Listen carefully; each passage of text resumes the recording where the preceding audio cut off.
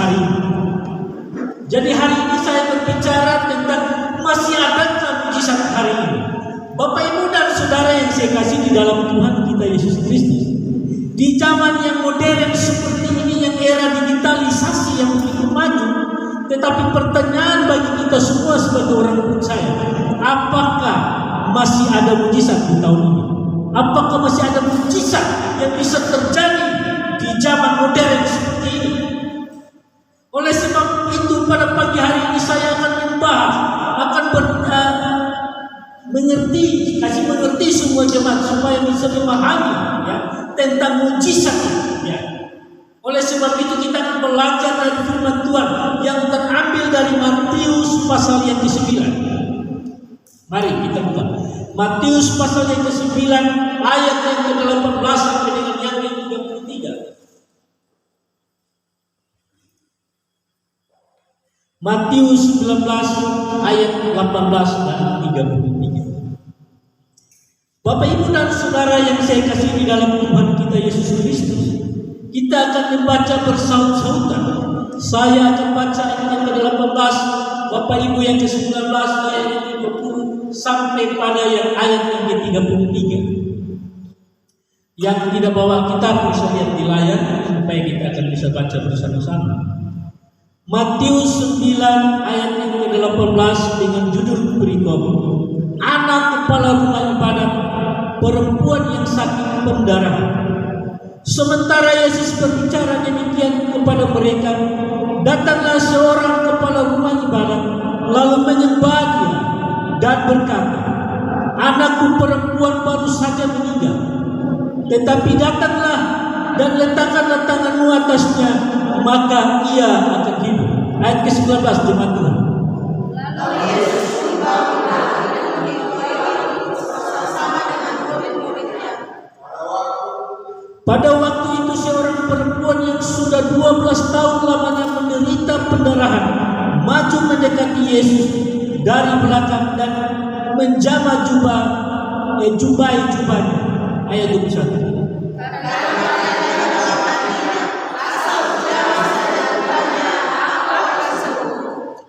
Tetapi Yesus berpaling dan memandang dia serta berkata, teguhkanlah hatimu, hai anakku, imanmu telah menyelamatkan engkau. Maka sejak saat itu sembuhlah perempuan itu.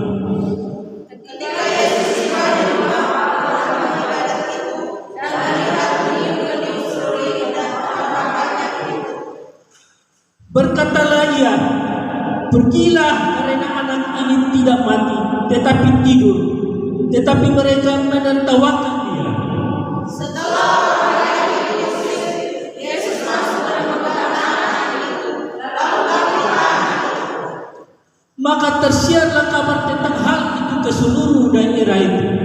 Ayat 27. Ketika Yesus meneruskan perjalanannya dari sana, dua orang tua ibunya sampai berkata, kasihanlah kami, hai anakku. Setelah Yesus masuk ke dalam sebuah rumah, datanglah kedua orang buta itu kepadanya, dan Yesus berkata kepada mereka, percayakah kamu bahwa aku dapat melakukannya? Mereka menjawab, ya Tuhan, kami percaya. 29. Lalu Yesus menjamah mata mereka sambil berkata, jadilah kepadamu menurut imanmu. Maka meleklah mata mereka, dan Yesus dengan tegas berpesan kepada mereka katanya, jangan seorang pun mengetahui hal ini. Tetapi mereka keluar dan memasukkan dia ke seluruh daerah itu. Sedang kedua orang buta itu keluar, dibawalah kepada Yesus seorang bisu yang kerasukan setan. Ayat 33. Dan setelah selesai diusir, dapatlah orang bisu itu berkata, maka darilah omongan katanya yang demikian pernah dilihat orang Israel. Amin. Bapak Ibu dan Saudara yang saya kasih di dalam Tuhan kita Yesus Kristus, bahwa tema pagi hari ini bagi kita adalah masih adakah mujizat.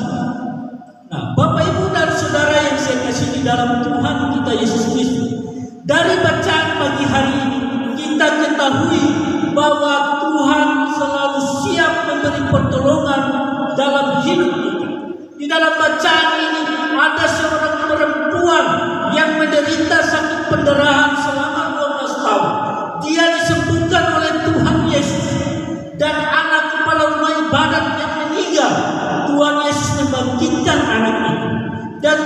Tuhan Yesus menyembuhkan 2 orang buta, dan juga Tuhan Yesus menyembuhkan orang yang sakit bisu karena kerasukan setan.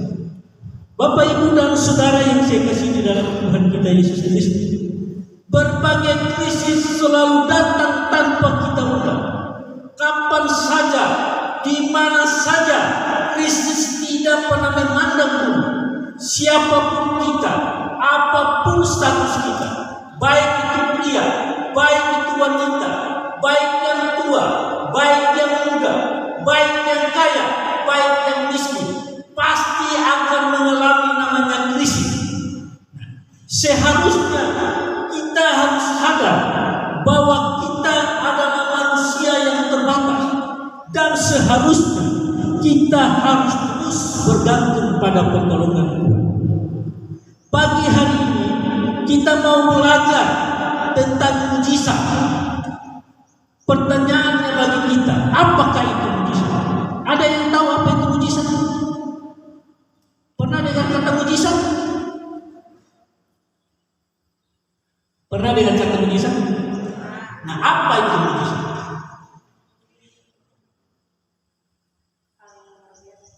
Nah, mujizat adalah sebuah tindakan yang luar biasa yang terjadi di atas akal manusia, atas dasar campur tangan Tuhan langsung, yang melalui apa? Campur tangan Tuhan langsung yang melampaui hukum alam.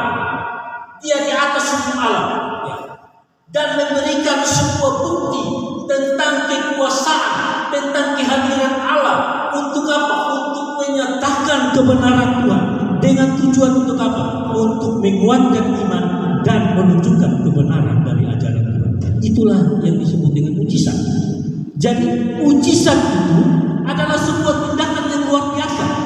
Tindakan yang luar biasa yang di atas akal manusia.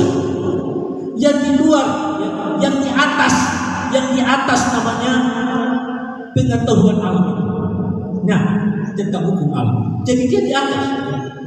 Bapak, Ibu, dan saudara yang saya kasih. Nah, dari bacaan firman Tuhan pagi hari ini, ada pertanyaan bagi kita semua. Masihkah ada mujizat hari ini? Masih ada? Bapak, Ibu percaya bahwa hari ini masih ada mujizat? Mujizat itu masih bisa terjadi hari ini jika kita sungguh-sungguh percaya kepada Allah tanpa ada sedikit pun rasa keraguan dalam hati kita. Perhatikan dengan baik bacaan pagi hari. Yang pertama kita melihat mujizat yang terjadi pada seorang perempuan yang mengalami sakit perdarahan selama 12 tahun. Perhatikan di ayat yang ke-21. Perhatikan ayat 21, dia berkata demikian. Karena katanya dalam hatinya, asal ku jamah saja jubahnya, aku akan sembuh. Ini sebuah iman yang luar biasa dari perempuan ini yang sungguh-sungguh percaya dalam hatinya. Dia sungguh-sungguh percaya dalam hatinya bahwa Tuhan Yesus sanggup menyembuhkannya. Oleh sebab itu, apa yang terjadi Bapak Ibu? Kita lihat apa yang terjadi di dalam ayat yang ke-22. Di ayat yang ke-22 dia berkata, teguhkanlah hatimu, hai anakku, imanmu telah menyelamatkan engkau. Maka sejak saat itu sembuhlah perempuan itu. Ini mujizat yang pertama. Yang kedua, ada sebuah ungkapan iman dari seorang kepala rumah ibadat yang anaknya sudah meninggal. Anaknya ini sudah meninggal, Bapak.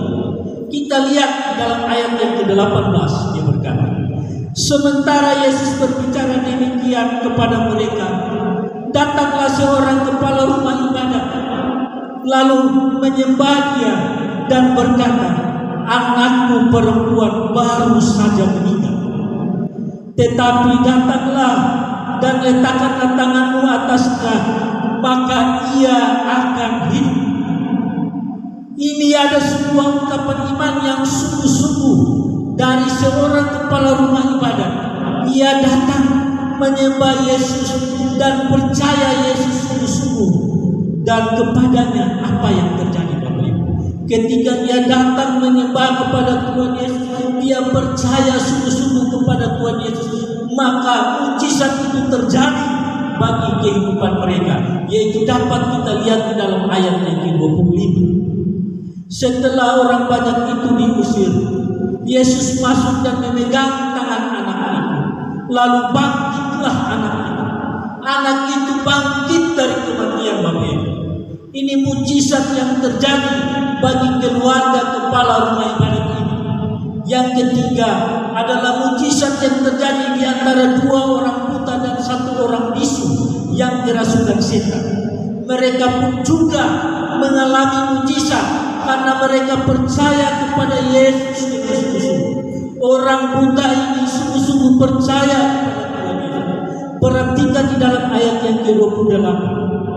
Setelah Yesus masuk ke dalam sebuah rumah, datanglah kedua orang buta itu kepada Yesus dan berkata kepada mereka. Yesus berkata kepada mereka, kepada 2 orang buta ini, percayakah kamu bahwa aku dapat melakukan menyembuhkan engkau? Dan mereka menjawab, ya Tuhan, kami percaya. Ketika sebuah ungkapan ini mereka katakan bahwa ya Tuhan kami percaya, kita akan lihat apa yang terjadi dari kedua orang buta ini. Mari kita buka, lihat di dalam ayat 29. Di ayat 29.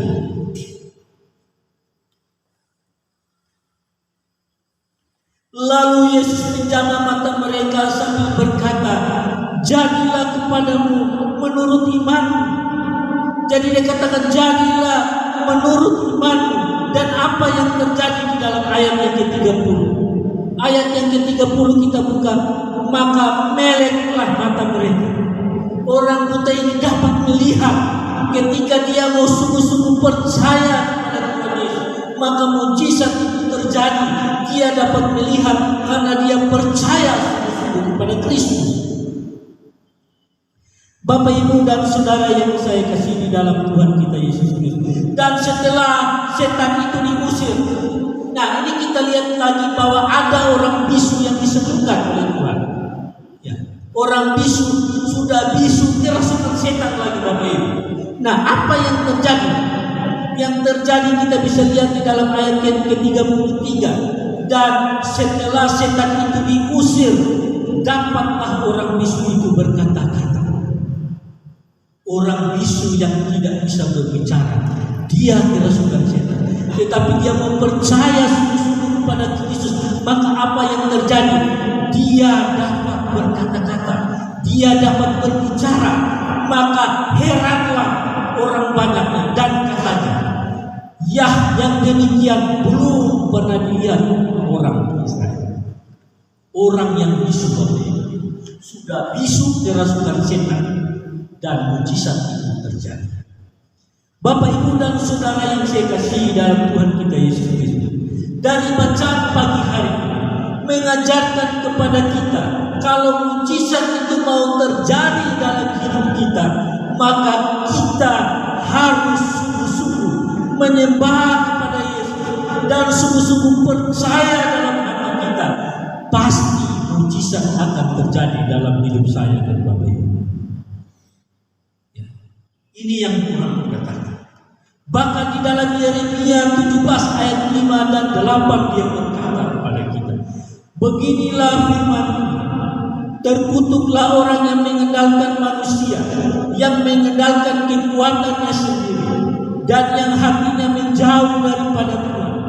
Ia akan seperti semak bulus di padang belantara. Ia tidak akan mengalami datangnya keadaan baik.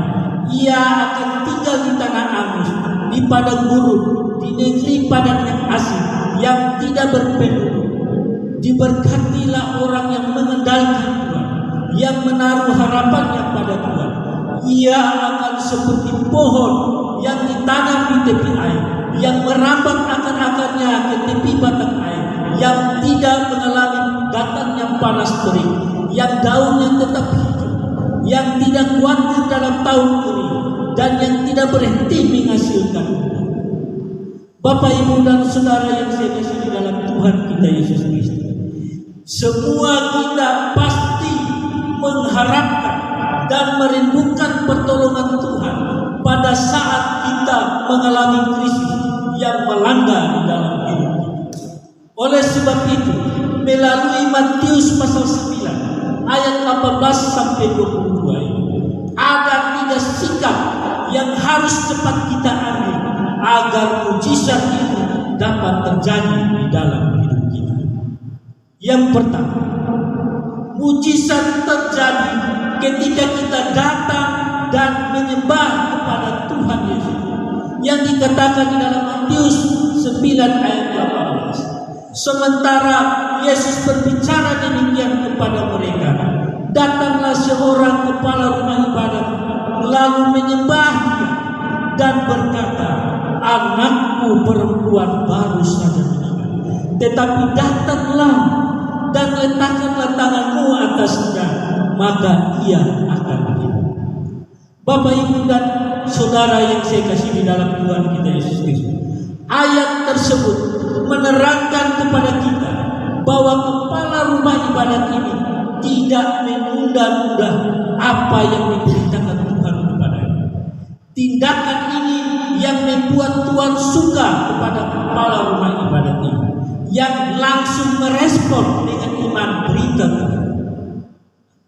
Ada tindakan-tindakan yang bisa membuat Tuhan tidak suka atas hidup kita kalau kita selalu menunda-nunda untuk bertobat, menunda-nunda untuk percaya kepada Tuhan Yesus dengan sungguh-sungguh. Oleh sebab itu, lakukanlah hal yang baik yang menyenangkan hati Tuhan. Jangan menunda-nunda. Cepat datang kepada Tuhan Yesus, maka mujizat akan terjadi dalam hidup kita. Itu poin yang pertama. Poin yang kedua, supaya mujizat itu bisa terjadi dalam hidup saya dan Bapak Ibu. Yang kedua, sikap yang kedua, mujizat terjadi ketika kita mengakui ketidakmampuan kita dalam mengalami krisis. Kita harus sadar bahwa kita adalah manusia yang tidak mampu mengalami krisis hidup ini. Kita harus mengakuinya, maka Tuhan akan berbicara kepada kita. Di dalam Matius pasal 9 ayat 20, perempuan yang sakit perdarahan ini sudah berupaya dengan berbagai cara, berbagai pengobatan selama 12 tahun, namun tidak juga tertolong. Wanita ini berada di dalam titik nol dalam krisis tersebut. Penyakit yang tidak sembuh-sembuh selama 12 tahun. Wanita ini hanya mengharapkan pertolongan dari Tuhan Yesus. Oleh sebab itu, kita harus memiliki hati yang teguh untuk datang kepada Tuhan Yesus, menaruh pengharapan sepenuhnya kepada Tuhan Yesus, untuk merindukan mujizat Tuhan dari datang terjadi dalam hidup kita. Di saat semua jalan tertutup, kita pun sudah menyerah, maka Tuhan Yesus akan turun tangan. Saya percaya wanita ini telah melewati pengobatan baik secara medis, maupun juga dia sudah melakukan pengobatan alternatif, tapi toh dia tidak mengalami kesembuhan selama 12 tahun. Mari kita mengakui ketidakmampuan kita dalam segala hal, maka datanglah segera, berserahlah penuh kepada Tuhan Yesus agar mujizat terjadi di dalam hidup kita. Ini poin yang kedua. Poin yang ketiga, mujizat terjadi ketika kita bertindak dengan iman. Nah, 3 sikap ini yang perlu kita harus miliki, yaitu yang ketiga. Mujizat terjadi ketika kita bertindak dengan iman. Jadi kita harus bertindak dengan iman. Pada waktu seorang perempuan yang sudah 12 tahun menderita pendarahan, dia maju mendekati Yesus dari belakang, menjamah jubahnya karena katanya di dalam hati.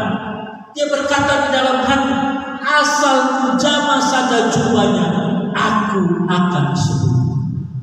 Tetapi Tuhan Yesus berpaling dan memandang dia serta berkata, teguhkanlah hatimu, hai anakku, imanmu telah menyelamatkan kita. Maka sejak saat itu semula perempuan itu, mujizat terjadi ketika kita sungguh-sungguh percaya kepada Kristus. Sekalipun tidak mungkin kita dapat melakukan. Artinya bahwa apa yang dilakukan oleh Tuhan Yesus itu tergantung pada iman kita, tergantung pada kasih dan pengharapan kita kepada Kristus. Bapak, Ibu, dan Saudara yang saya kasihi, ada penghalang yang membuat mujizat itu tidak terjadi dalam hidup kita. Apa itu? Yang menjadi penghalang mujizat itu tidak terjadi dalam hidup kita karena kita tidak percaya kepada Kristus dengan sungguh-sungguh. Karena ketidakpercayaan diri kita sendiri kepada Tuhan. Karena itulah mujizat itu hanya berlaku bagi orang yang sungguh-sungguh percaya kepada Yesus. Seperti perempuan yang sakit perdarahan selama 12 tahun. Juga sama seperti kepala rumah ibadah yang sungguh-sungguh percaya kepada Kristus. Juga sama dengan kedua orang buta ini dan satu orang bisu. Mujizat itu terjadi dalam hidup mereka karena mereka sungguh-sungguh percaya kepada Tuhan Yesus. Mujizat akan terjadi ketika kita memiliki sikap dan respon yang benar akan perintah Tuhan dan tidak menunda-nunda untuk bertobat dan tidak menunda-nunda untuk percaya sungguh-sungguh kepada Kristus. Mujizat dapat terjadi bagi saya dan Bapak, Ibu, dan saudara-saudara sekalian juga. Mujizat itu bisa terjadi jika kita cepat datang kepada Tuhan, cepat mengakui ketidakmampuan kita, dan jangan ragu dan bertindak sesuai dengan iman kita. Nah, ini yang Tuhan minta. Bapak, Ibu, dan saudara yang saya kasih di dalam Tuhan kita Yesus Kristus. Kata iman atau kata percaya, kata percaya itu kalau kita lihat dalam terjemahan bahasa Yunani itu, dia katakan itu bahasanya pistis. Pistis itu artinya percaya. Kata percaya berarti memiliki sebuah keyakinan yang teguh akan kebenaran firman Tuhan. Banyak orang menyebut dirinya sebagai orang percaya, namun di dalam praktik hidup mereka sehari-hari, mereka tidak hidup karena percaya, tetapi mereka hidup karena melihat. Yang mereka percaya itu yang mereka melihat.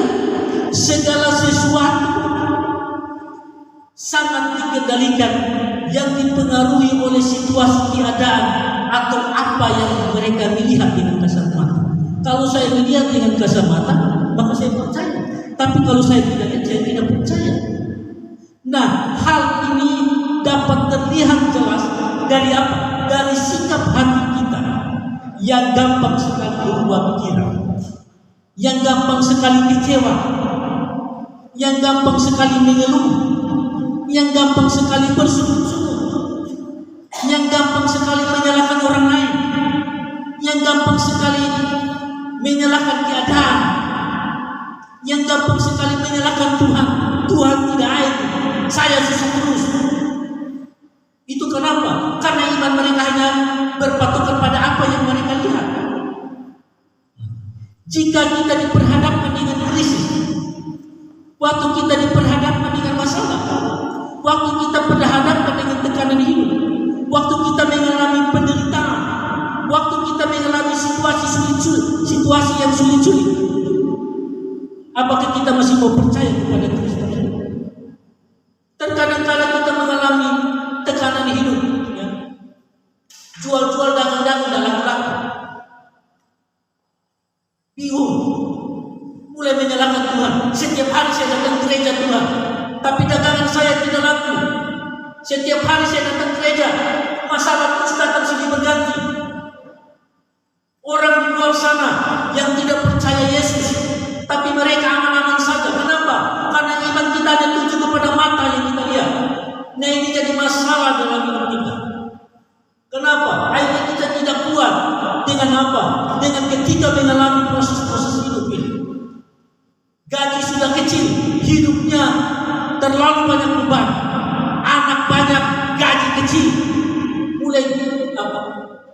sudah mulai rasa khawatir. Itu kenapa? Karena krisis itu datang. Krisis itu mengganggu kita, yang membuat kita menjadi ragu atas kebesaran Tuhan.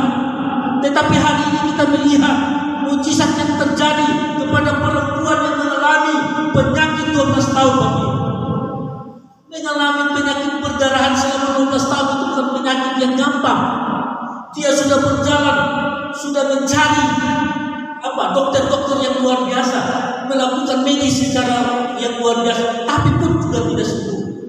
Dia juga melakukan kesembuhan melalui alternatif, juga tidak sembuh. Pertanyaannya, apakah dia masih percaya?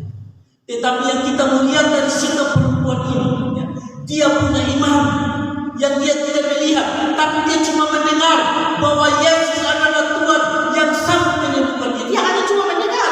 Dia belum pernah lihat Yesus, tapi dia mendengar bahwa Yesus adalah Tuhan sanggup menyembuhkan. Nah, dari iman itulah Bapak Ibu, hari ini kita lihat dia sungguh-sungguh percaya. Dan apa dia berkata dalam hati, jika aku menjamah saja, menjamah baju Yesus saja, pasti aku akan sembuh. Ini iman yang luar biasa. Ketika mahasiswa mengalami krisis, kuliah-kuliah hutang kampus makin hari makin banyak, mulai ragu lagi dengan panggilan. Ini betul nggak Tuhan panggil saya ke sini? Lulus tidak tahu mau pelayanan di mana, bingung. Kita melayani Tuhan. Saya hari ini Bapak Ibu berdiri di depan ini hanya karena punya iman yang percaya pada Yesus. Benar. Mungkin Bapak Ibu lihat secara kasat mata maksud banyak uang. Saya hanya punya Yesus. Yang saya percaya ketika saya mengalami kesulitan, saya hanya percaya pada Tuhan. Saya minta pada Tuhan Yesus, tolong saya. Karena ketika saya berteriak di luar sana, minta tolong di luar sana, baik orang ini dapat dipercaya. Kalau tidak dapat dipercaya, dia ngoceh kemana-mana. Jadi apa itu? Dan itu pernah saya mengalami. Di lingkungan kampus ada orang yang kesulitan, minta pinjam di sana sini. Orang yang memberi pinjaman juga cerita. Nah, ini kadang-kadang kita tidak beriman, belajar dari ini. Makanya pertanyaannya saya, masih adakah mujizat di tahun kita ini? Tahun yang sudah modern ini, semua orang itu hanya lihat dengan apa? Iman pada mata. Kalau saya lihat terjadi, saya percaya. Tapi kalau saya tidak lihat, saya tidak percaya. Nah, ini jadi masalah. Kalau kita lihat kejadian ini mereka tidak pernah melihat, tapi mereka percaya bahwa Yesus sanggup. Ada amin? Amin. Jadi mujizat itu masih ada di saya, masih ada di Bapak Ibu. Jadi jangan ragu. Jangan ragu. Allah kita adalah Allah yang luar biasa. Pagi hari ini kita mulia. Jadi kita jangan gampang, jangan jadi orang yang gampang bersungguh-sungguh. Jangan jadi orang yang gampang menyalahkan orang lain. Ini gara-gara kamu, makanya saya tidak diberkati. Ini gara-gara kamu, karena saya begitu. Ini gara-gara kamu. Itu apa? Karena imannya hanya ada di mata.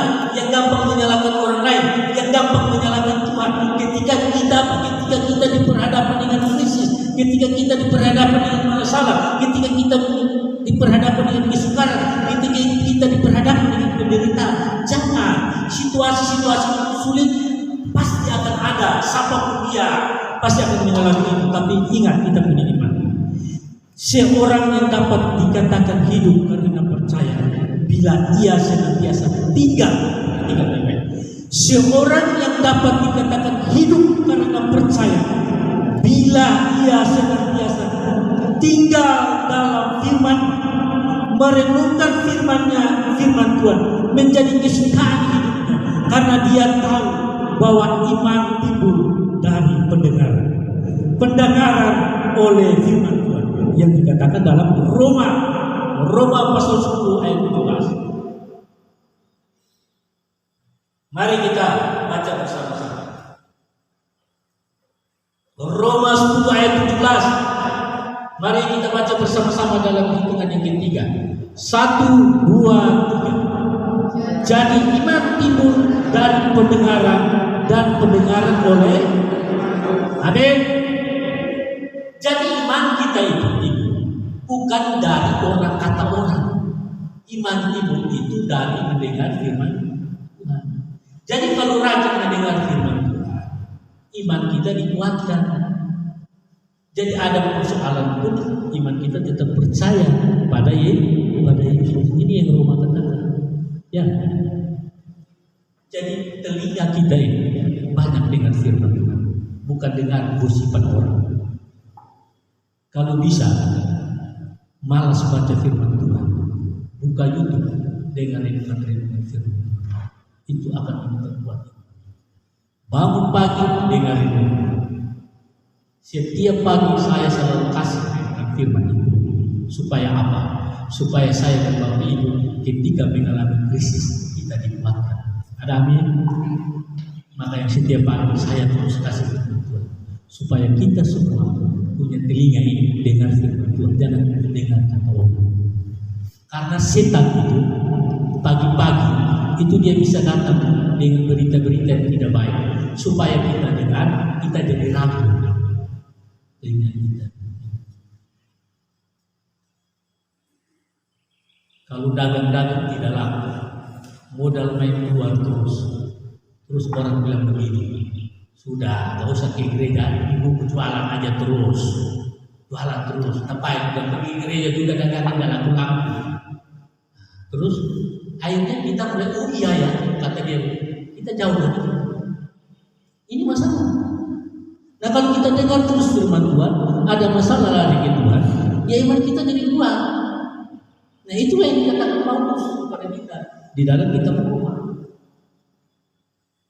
Jadi telinga kita ini, Tuhan kasih dua telinga untuk dengar firman Tuhan, bukan dengan musik, bukan dengan berita-berita yang tidak berkata, dengan berita-berita yang berkata. Supaya apa? Supaya kita iman. Jangan dengar yang lain. Dengar saja sesuatu yang benar. Ini Tuhan mau. Iman seseorang sangat tergantung pada beberapa banyak kita mendengar dan merenungkan firman Tuhan. Nah hal ini akan berdampak pada setiap perkataan dan perbuatan kita. Makanya Paulus berkata di dalam 2 Korintus pasal 4 ayat 13 dia berkata, aku percaya sebab itu aku berkata-kata. Maka kami juga percaya sebab itu kami juga berkata-kata. Jadi perkataan orang percaya seharusnya adalah perkataan iman, bukan perkataan yang sia-sia. Makanya saya ajar kita perkataan kita ini harus perkataannya yang iman. Percaya.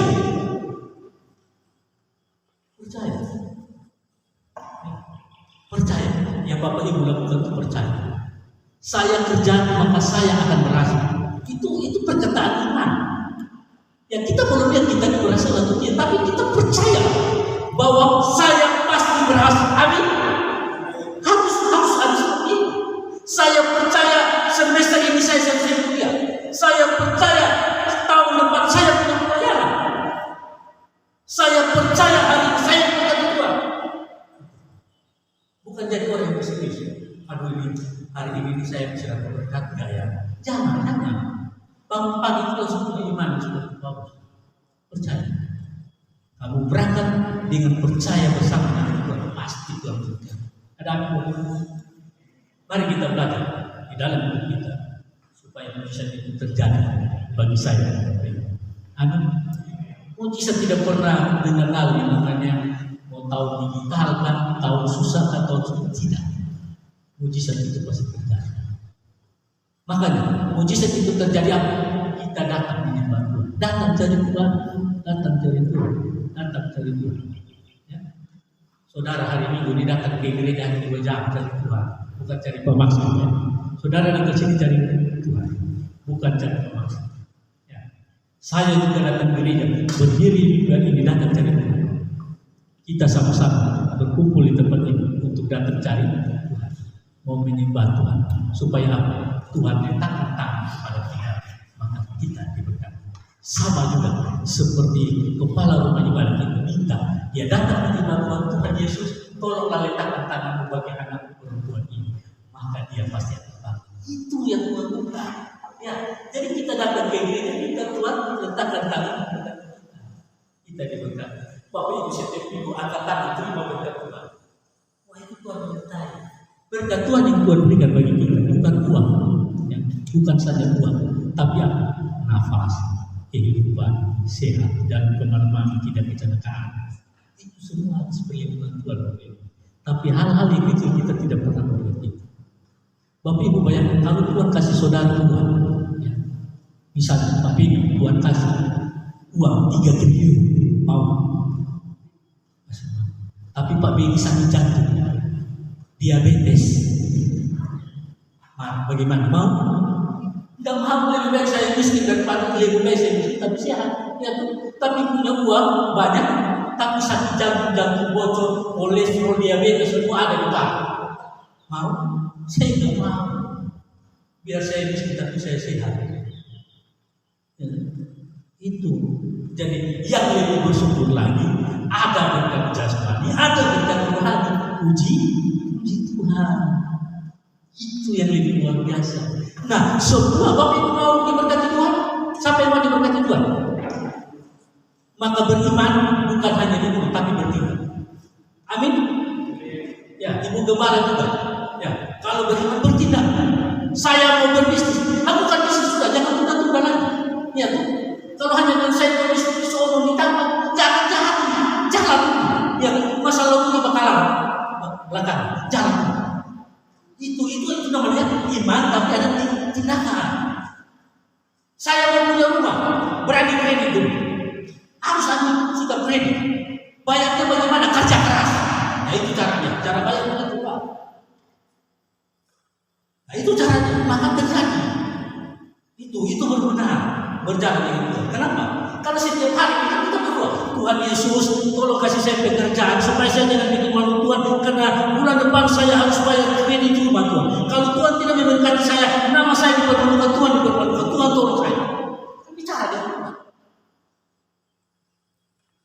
Ya itu orang yang bertindak beriman. Tapi berdoa habis bukan itu. Wah itu masalah Pak. Waktu berdoa habis kerja keras. Kenapa? Karena khotbah bilang begini. Apa yang ditemukan tanganmu kerjakan itu dengan sekuat tenaga. Karena tidak ada pertimbangan hikmat dalam dunia orang. Jangan sudah mati, sudah kena kolesterol baru bekerja. Bisa deh bos. Orang kemarin bilang semua game over kalau mau. Ini yang bertindak dengan Tuhan. Bapak, saya mau jadi pemain gitar yang luar biasa, tapi malas buat dia lepas. Baru PT jadi gitar yang sakit sudah tidak mau lagi. Nggak akan bisa sampai mati begitu terus. Itu namanya bertindak iman tapi tidak ada tindakan. Itu sama dengan kabur besa. Besa harus bertindak. Tuhan Yesus, saya mau wanita yang cantik sama karena seperti di BCA, yang seperti yang di BCA. Kalau berwanita yang cantik begitu, kerja keras tidak sekuat tenaga, karena bedak yang wanita pakai itu harganya 3 juta. Tidak ada bedak yang murah-murah. Maka harus bertindak ini, kerja keras supaya dapat yang kinclong. Kalau mau yang dapat yang tidak kinclong, cari di kampung sana, tidak pakai biaya. Ya, bedaknya tidak ada yang mahal-mahal. Itu bangun pagi atau cuci muka ada air sudah. Kalau di kota wanita tidak ada begitu. Bangun pagi dulu dicari, pakai dulu itu berapa? Bedaknya mahal. Mau yang putih kasih mandi susu tiap hari. Bayar berapa mandi susu kau tanya sendiri. Iya tuh, baru kamu cari uang sendiri. Itu bertindak yang Tuhan. Ya. Jadi jangan mau yang kinclong tapi pemanas. Kerja tidur terus sama kayak Excel pintu. Tahu Excel pintu? Balik kiri itu lagi belajar makan. Itu orang tidak beriman. Kalau orang yang mau beriman harus ada sebuah tindakan. Ada apa? Mau diberkati dengan tujuh Pak? Mau beriman bertindak. Itu yang buat orang. Sama juga dengan wanita yang 12 tahun. Bapak Ibu, yang laki-laki kalau tidak tahu penyakit perdarahan kayak apa dicari di internet, baru belajar berdekat supaya paham kepala otak kita. Baru tahu itu mengalami 12 tahun. Dia sudah cari dokter kemana-mana, tidak ada di sini. Bahkan dia sudah melakukan tindakan pengobatan tradisional. Tidak, cuma dia bilang ada seorang pemuda yang dari Nazaret. Dia bisa menyembuhkan orang mati, dia bisa membangkitkan orang mati, orang yang buta dia bisa bilang. Dia hanya dengar dan dia bilang begini. Karena banyak orang yang cari Yesus, dia hanya bilang saya sampai di sini itu bajunya saja, pasti saya sudah.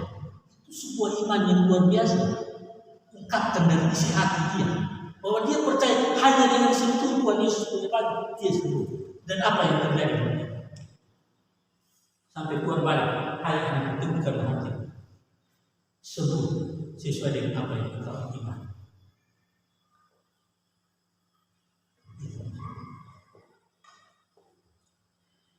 Bapak Ibu dan Saudara yang saya kasihi, Bapak Ibu lihat ketika krisis terjadi dengan yang namanya salah satu hamba Tuhan Daud itu diperhadapkan dengan mulia, ya. Tapi Daud tidak takut sedikit pun, meskipun secara logika, ya, secara logika sulit untuk mengalahkan dan bisa menang dengan mulia. Tetapi Daud berkata, aku datangi engkau dengan nama Tuhan semesta alam.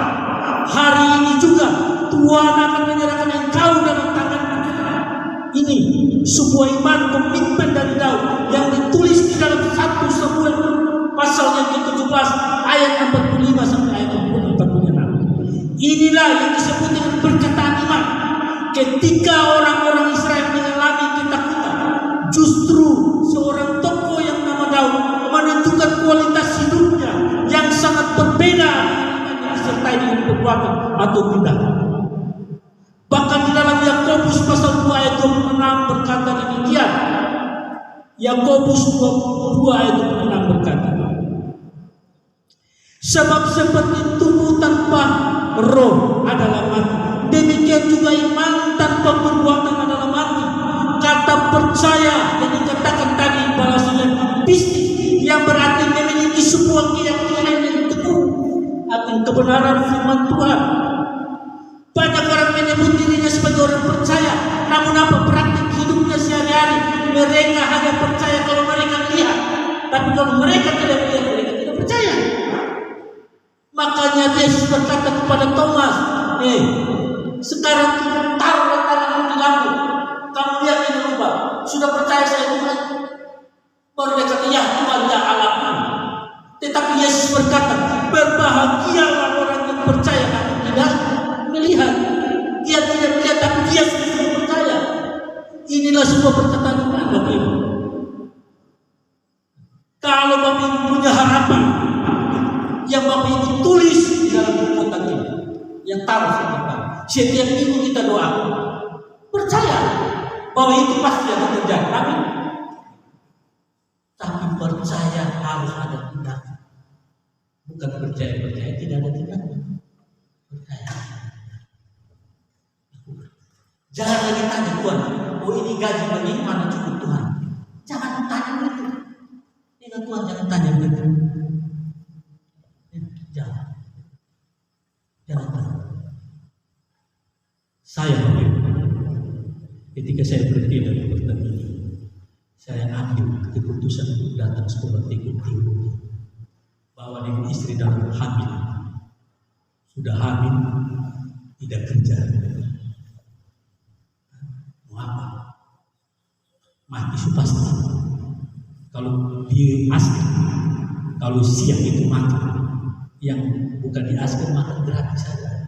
Tidak banyak uang kuliah, kita bisa makan siang, bisa makan sore, bisa makan. Kalau di keluarga tidak ada berat, tidak mati. Mati. Saya dengan namanya ada saudara saya, namanya Bapak Ibu, yang sama-sama membantu saya. Saya dengan dia tuh hanya kerja tangan bisa jadi kebun stanza. Jadi kalau sudah nggak ada duit kita gali saja. Baca hari ini kita makan apa? Kita gali, makan daun ubi. Makan apa? Makan buah ubi. Besok makan daun ubi. Besok makan daun ubi. Apa? Batang ubi. Kita hanya kerja ini. Tapi kita tetap percaya kepada Yesus bahwa Dia yang panggil, Dia mencukupkan. Puji Tuhan. Saya sudah. Saya ngomong saya sudah, saya berdiri, saya sudah. Ya, saya tepat waktu. Ini saya beritahu ini. Bahkan kami hanya hidup satu hari hanya di dalam negeri. Ini istri saya. hidupkan iman, percaya. Tapi puji Tuhan, namanya orang timur di ego itu tinggi. Ya, tapi namanya jalan-jalan di mall MOG itu satu pernah berhenti, Pak. Jalan terus saya. Ya, soalnya ada uang tapi jalan di mall. Ya, tapi Tuhan berkati, Pak. Ini hal yang sederhana. Yang ini saya mau bagikan berkat. Jadi kita percaya, jangan yang kita lihat, tapi yang dilakukan sana. Visi kita akan bisa jadi kenyataan jika kita beriman. Amin. Jadi saya percaya Bapak Ibu punya harapan yang sudah tulis di kota ini. Pasti Tuhan berkati. Mujizat itu pasti akan terjadi bagi hidup saya, bagi Bapak Ibu saudara. Amin. Jadi mujizat itu tidak mengenal yang namanya tahun 2003, 2008 Tuhan bisa tidak. Dia sungguh-sungguh percaya menyembah Tuhan masa Tuhan akan memberkati. Jadi iman seseorang sangat bergantung. Ingat, iman seseorang sangat bergantung seberapa banyak kita mendengarkan merenungkan firman Tuhan. Dan hal ini akan berdampak dalam sikap dan perbuatan kita. Ya. Kesimpulan, milikilah 3 sikap penting ini yang ditulis di dalam Matius 9 ayat 18. Harus cepat kita ambil, cepat datang kepada Tuhan Yesus agar mujizat terjadi dalam hidup kita. Yang pertama, datanglah dan menyembahlah kepada Tuhan Yesus. Yang kedua, mengakuilah ketidakmampuan kita dalam mengatasi persoalan. Kita ini sebenarnya tidak mampu. Oleh sebab itu datang kepada Tuhan supaya Tuhan yang turun tangan. Yang ketiga, bertindak dengan iman. Ya, itu 3 sikap yang Bapak Ibu ambil hari ini, bawa pulang ke rumah, maka mujizat akan terjadi hari ini bagi kita semua. Amin. Ya, itu mujizat akan terjadi. Itu berkat Tuhan yang Tuhan berikan bagi kita semua pagi hari ini. Bawalah 3 sikap itu kemanapun saudara berada. Pergilah dan bawalah 3 sikap itu, maka mujizat akan terjadi dalam hidup Bapak Ibu dan saudara. Sama seperti mujizat yang dialami oleh wanita yang sakit perdarahan selama 12 tahun, dan sama seperti kepala rumah ibadat yang anak perempuannya meninggal dan Tuhan bangkitkan. Sama seperti 2 orang buta yang tidak bisa melihat, ketika dia beriman dan bertindak, dia Yesus percayakah engkau bahwa aku sanggup menyembuhkan engkau? Dia kata, saya percaya. Maka melek kami. Dan orang bisu yang tidak bisa berbicara, sudah bisu lagi kerasukan setan, tapi Tuhan usir setan itu di dalam diri. Makanya kalau ada setan dalam diri, usir dalam nama Yesus. Setan iblis kuno yang dalam diri saya, keluar. Biarlah roh Tuhan yang ada di dalam diri saya. Ya, bisa terjadi. Demikian firman Tuhan. Bawalah firman di dalam kehidupan kita. Saya yakin mujizat terjadi. Mari kita. Bapak yang baik, terima kasih untuk firman hari ini. Hamba-Mu telah menyampaikan bagi semua jemaat Tuhan. Dan Tuhan tolong ketika mereka sungguh-sungguh ambil 3 sikap ini, maka mujizat yang Tuhan tunjukkan bagi wanita yang sakit perdarahan 12 tahun, bahkan rumah kepala ibadat yang anaknya Tuhan bangkitkan, yang 2 orang bisu, 1 orang bisu yang kerasukan Tuhan sembuhkan, bahkan 2 orang yang tidak bisa melihat dapat melihat. Mujizat terjadi karena mereka datang menyembah pada Tuhan. Mereka sungguh-sungguh percaya kepada Kristus. Mereka mengakui ketidakmampuan mereka dan mereka taruh di dalam tangan Tuhan. Maka Tuhan Yesus akan turun tangan bertindak, dan mereka bertindak sesuai dengan hidup mereka, bertindak karena iman. Di dalam nama Yesus terpujilah nama Engkau. Haleluya. Amin. Saya kembali